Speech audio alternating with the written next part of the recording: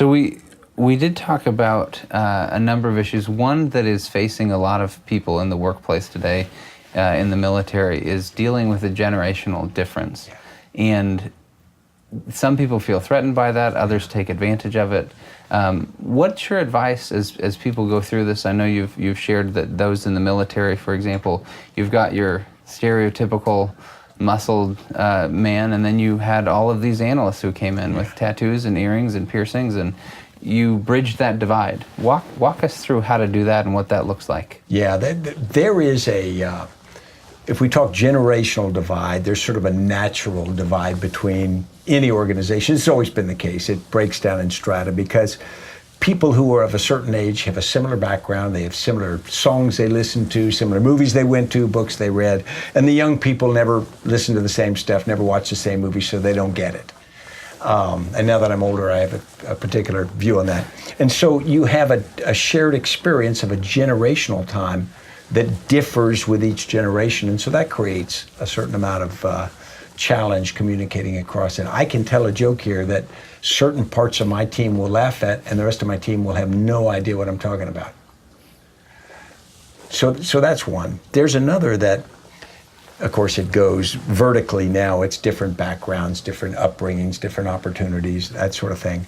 And we tend to get in our communities now, whatever our community is, it might be a community of college jocks, it might be a community of a certain religion, it might be a race, it might be anything.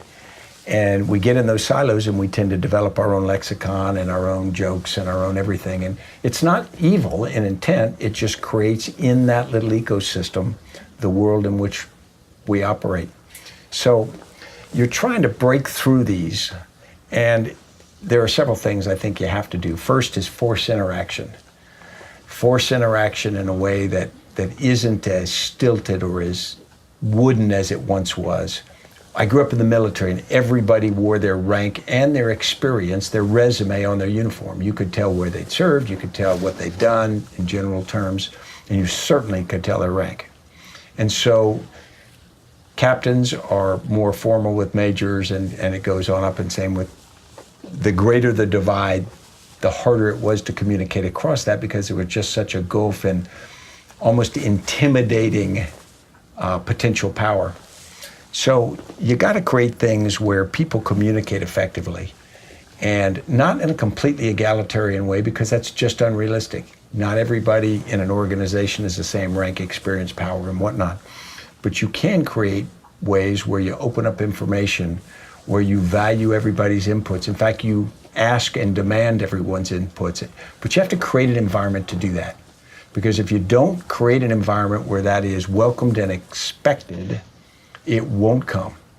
Because nobody's going to offer their opinion unless somebody tells you, yes, we want your opinion. And then when you do the trial balloon and offer your opinion, people don't immediately dismiss it and shun and send you away. So it's creating that kind of environment.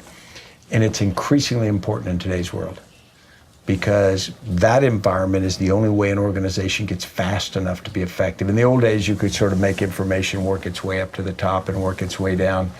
It really didn't work well, but we didn't have another alternative. Now we got alternatives, and so your competition's doing it. And if your competition's doing it and you're not, you lose.